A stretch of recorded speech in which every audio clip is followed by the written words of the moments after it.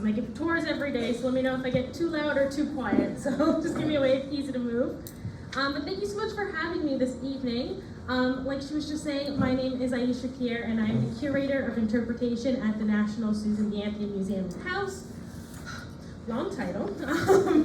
But has anyone been to the Anthony Museum before? Ooh, has no one been there before? Don't worry, I won't hold it over you.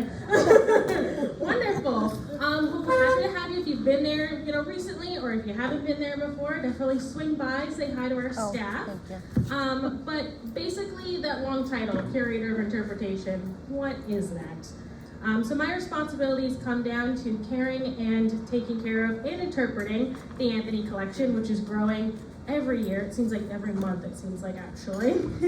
But I'm also the museum's first full-time curator. So we have, back in 2016, my first internship, I was all about the artifacts. So for the past 7 years, I threw myself into training, experiencing, and expanding my career to basically legally touch history. Don't worry, I have a bachelor's degree in history and a master's in museum studies, so I can touch those things. But the title of this presentation, Deep in the Archives, it's an opportunity not only to highlight the artifacts of the Anthony Museum, some of these have actually never been seen before, but also it's an opportunity to celebrate my 3-year anniversary, which happened in August of this year. I was chatting with one of my interns about Susan B. Anthony, and they felt really sort of disheartened. They didn't understand the woman as a whole. What's her personality like? What's her characteristics? And it was then that I realized that I really hold that unique opportunity to understand who this woman was simply through the archives. So whether you believe it or not, all artifacts talk. They have a story to share.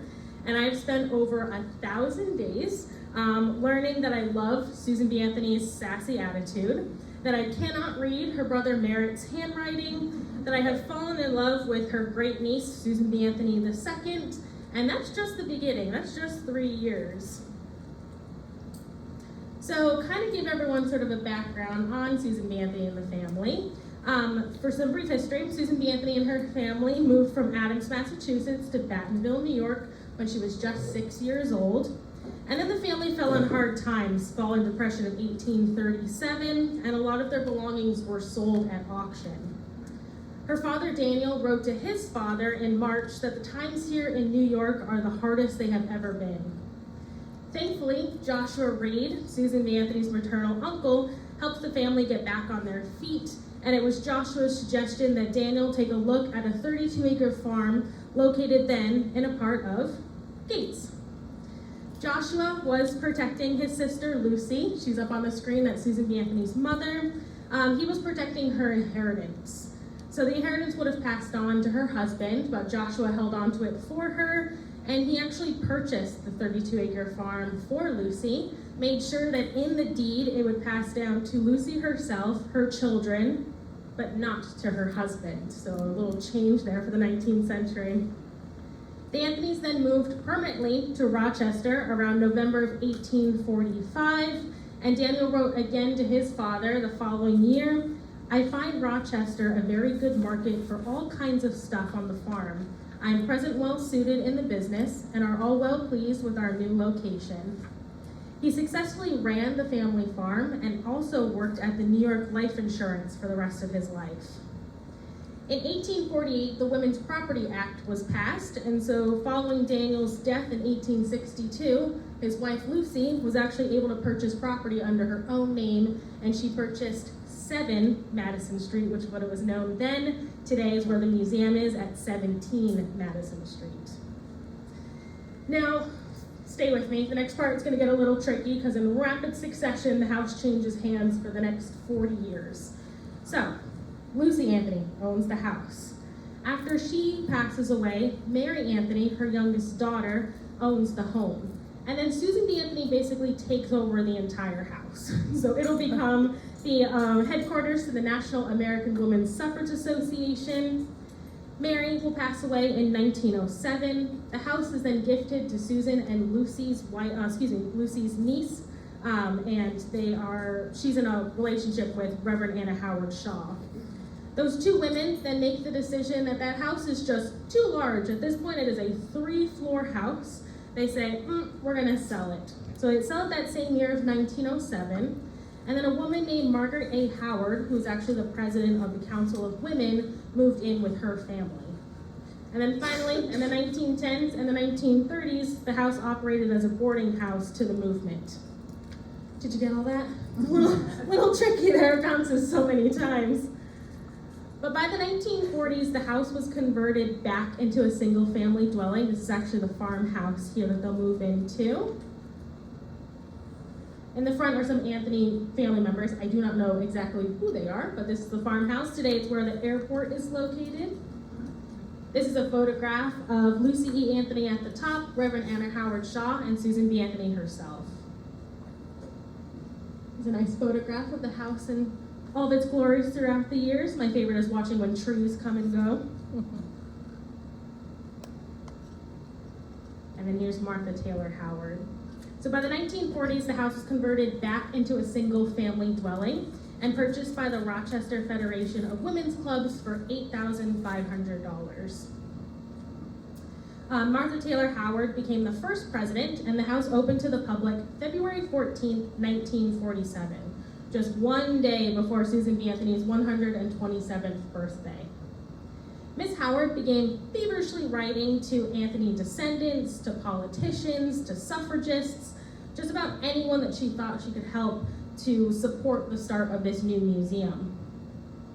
Not only did she receive monetary support, but also artifacts started to slowly arrive to 17 Madison Street. Anna Dan Mason, I think she's the unsung hero of 17 Madison Street. Mason was actually a housekeeper at first for Lucy Anthony, Susan's mother, when she started falling ill. When she passed away in 1880, she was asking Susan B. Anthony, is there any work that I can do within the movement? I'm just not receiving enough money being a full-time nurse in the area. So Susan actually supported Anna by allowing her to become her secretary, so she actually paid for her to go to school. And so when Anna became Susan B. Anthony's secretary, not only did she work in the home, but actually her wedding was in the home itself. So if you ever visited the house, we talk about Susan B. Anthony's trial, which is in the front parlor of the home where she was arrested in 1872. That's actually where Anna Dan Mason's wedding was. Both Susan and her sister Mary were in attendance, as well as Elizabeth Cady Stanton from Seneca Falls. Mason was she was the first to start donating things back to the museum, because once Susan passed away, she actually inherited some of the objects from within the home. And when she stepped into the newly purchased museum, there's a lovely letter that I wasn't able to document for today, but she wrote a letter to Martha Taylor Howard, and she said, no, the wallpaper is far too bright for what Miss Anthony had in that space. So she came back and helped us rearrange the artifacts in each room to how Anthony's would have had it at the time. Here she is sitting in front of her Singer sewing machine, which was a gift from Susan for her wedding. And she actually donated it back to the museum, so today it is on display on the first floor. The museum opened its doors in 1947, and to the public, it welcomed over 400 people. And many of them got to see some of these original objects for the first time again. By the 90s, the museum soon included 19 Madison Street, which was the former residence of where Hannah Anthony, the third oldest daughter, would live. Today it's our visitor center, it's where my office is located, as well as our archives. Here on the screen, we have our landmark sign being introduced for the very first time, and that is done by Susan B. Anthony II, so that's the great-great-niece of Susan B. Anthony. Recently, we just had this sign sent off and sandblasted. It has a brand new coat of blue and yellow paint. It's installed back into its spot right in front of the house. If you haven't been there in a while, definitely come by and say hi and see that there. I would love to tell you, getting ahead of myself, so I keep notes here. Here's where they were touring 19 Madison Street for the very first time. This is the front parlor of the house, so the board is meeting for the first time to discuss purchasing the house, which is actually just next door to 17.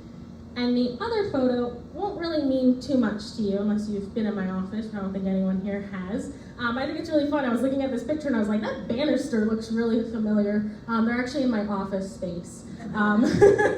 So it was kind of interesting to watch. The house had fallen into severe disrepair, but now we have it in its brand new features. But I really love that. I was like, oh, I know that room.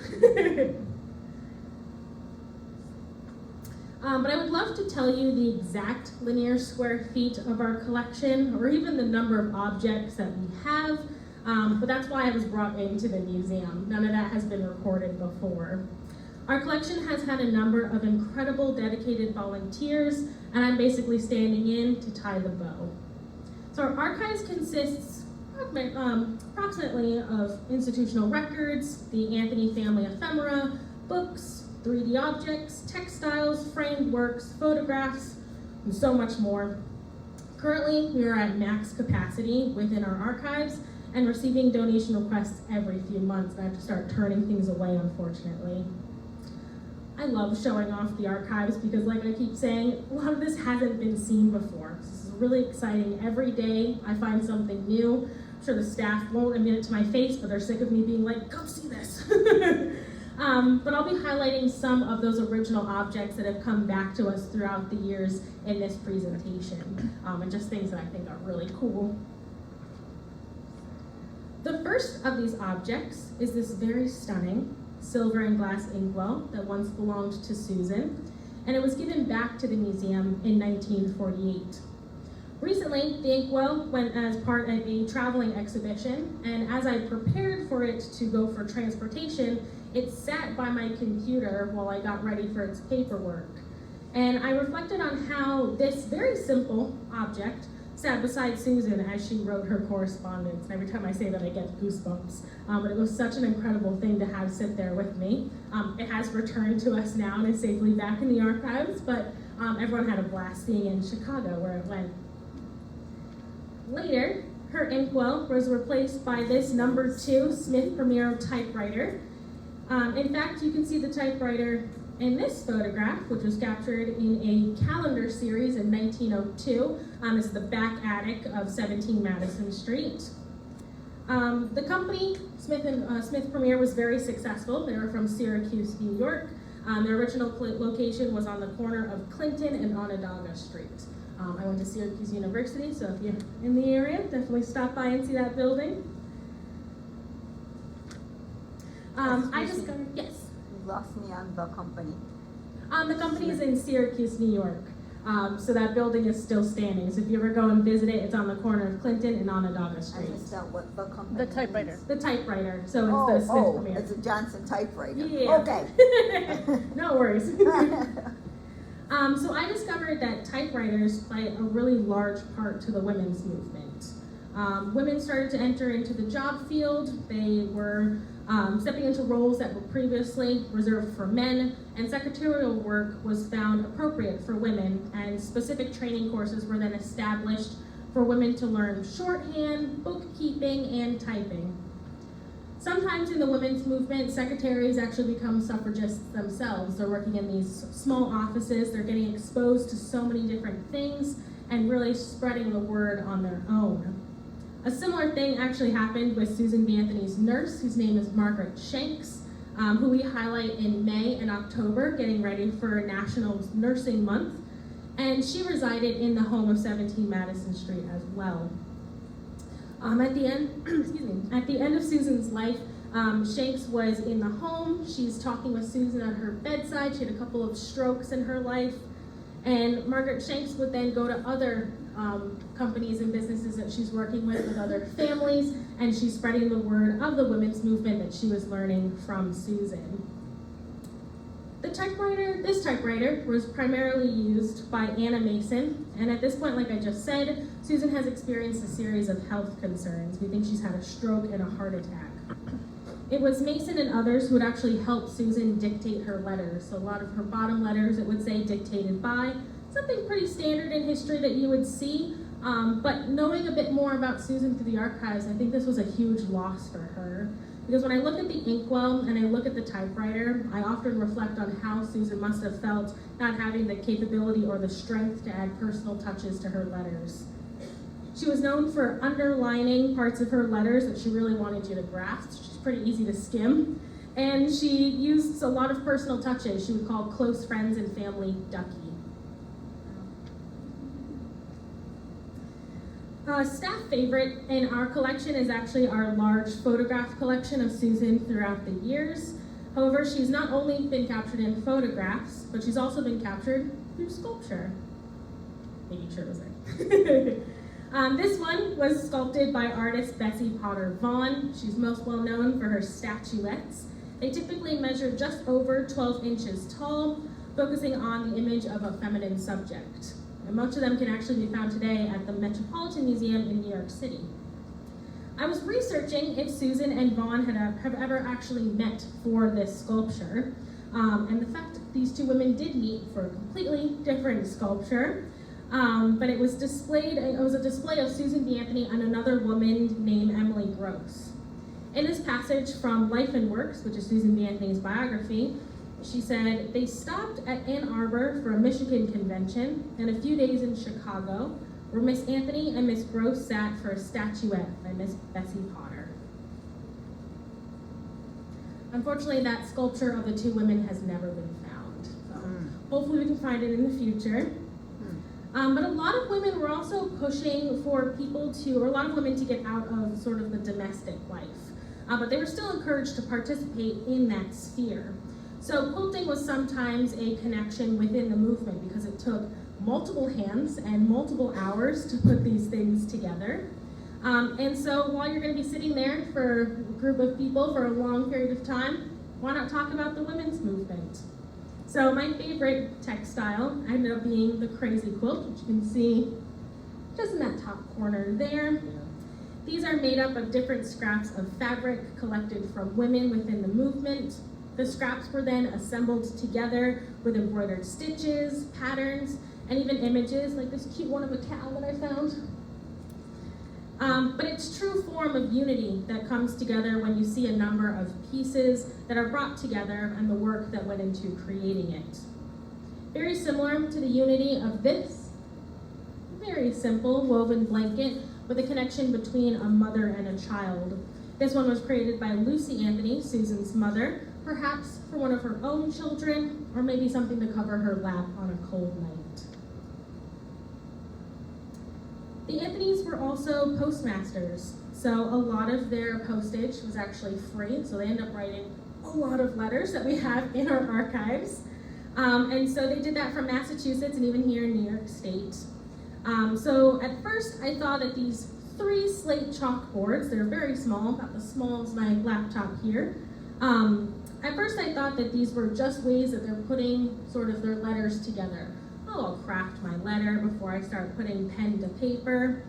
But I recently had them sent out for conservation, try to keep that chalk on there as much as possible. And the conservators came back and said, I actually think these are notes from an abolitionist movement that happened in Adams, Massachusetts.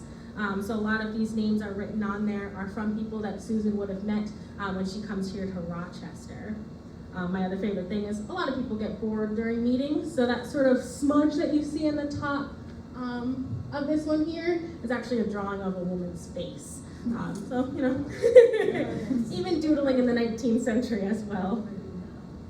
Yeah, once you see it, you can't unsee it. There's another one in this corner of a man as well, so, you know, everyone gets a little bored during those meetings. Visitors also ask what types of food that Susan is coming across in her travels, which is such an interesting topic. This program that you see on the screen was for Susan's 86th birthday celebration. It would be her last birthday before her death in March. It was hosted in Baltimore, and inside you will find the dinner menu from the night of the celebration. Guests to the celebration could expect grapefruit, chicken broth, olives, celery, radishes, salted almonds, fish, casseroles, and fancy ice. Some of the Anthony staff have played along with the idea of possibly recreating this menu for a special event. We always do a big fundraiser for Susan B. Anthony, so it'd be kind of funny if we did this with today's times if our guests came for something like chicken broth. And then here, in kind of connection to everything, is we have the last public image of Susan B. Anthony that was taken, along with this calling card that she signed the same day, again tying back into that fact that she's really taking her time to sign this out. And now comes to the part of the presentation where I tell you that I've been lying to you. Some of these objects here have never been a part of our collection. These are a new addition to the Anthony Museum, so these have never set foot inside of 17 Madison Street until the end of last year. These select artifacts are from a collection that was donated to us. The materials were donated in memory of Grace D. Anthony, Susan B. Anthony's great niece, whose sister was Lucy, who inherited the house with Reverend Anna Howard Shaw. Mark, the donor, had actually worked with Grace from the time that he was 8 years old until he was 22. When he turned 22, Grace approached him and said, "You're buying my house." It was not a question, it was a statement. So Mark purchased Grace's home, and he inherited a large collection of Anthony materials. So he made the decision that he would donate all of these materials to us. There was approximately 15 objects. And one of the most amazing pieces that I had not discussed today was sitting among the books and the photographs. And we had also received photographs from Mark of telling us exactly what was coming. We just sort of dismissed this the moment we saw it. And it was this guest book. It's a dark gray, small book, again about the size of my laptop here today. And we laid all the materials out in our carriage house, our public programming space. We were combing through everything. 5 staff members completely skipped the guest book. And then finally, our president and CEO, Deborah Hughes, opened it and went, "Oh my God." Inside this very simple guest book, it sat inside of 17 Madison Street from 1904 until 1907, and then it was taken over by Anna Shaw.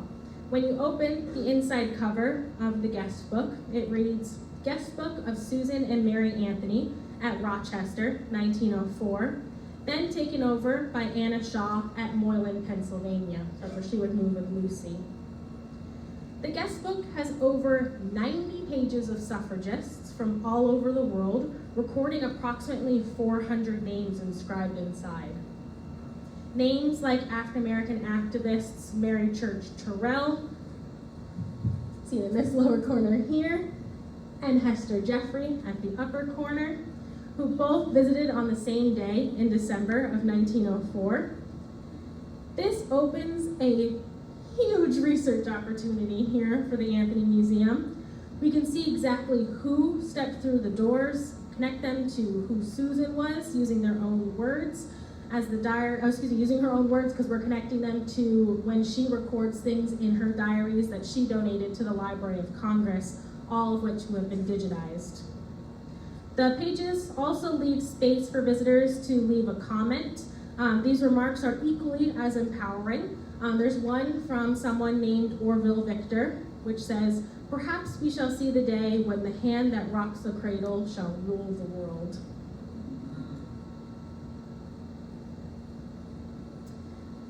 It also records moments of remembrance, like this one left by Susan on December 2nd, 1904. "This is our family Thanksgiving Day, our mother's birthday. We had 19 to dinner with us. Sister Mary and I made 14. This, too, is the 45th anniversary of old John Brown's hanging day, December 2nd, 1859. I've really begun to deep dive into the guest book even further and learn more about each of the signees. We are hosting our first transcribe-a-thon, so I have hand-selected some of our volunteers, some interns that we've had, some staff members, all of us who have a keen eye for that 19th century handwriting, because it's a little tough. But we're going to begin recording all 400 of these names, including all of the remarks that they leave inside. Really trying to make this as accessible as possible. To conclude my time here tonight, I have loved and continue to love every moment that I get to open those archive doors. I love sharing what I do with my colleagues and my fellow museum nerds. I love sharing them through our social media presence, and I cannot wait to continue my work in that space and continue doing what I love in the collection and continue to make it accessible for all. Maybe one day I'll come back in 5 years and share more things that I have found inside of the archives. We can see some new and amazing things that have been added in our next leg of our journey. Thank you so much for having me here today. I'm happy to answer any questions that anyone has.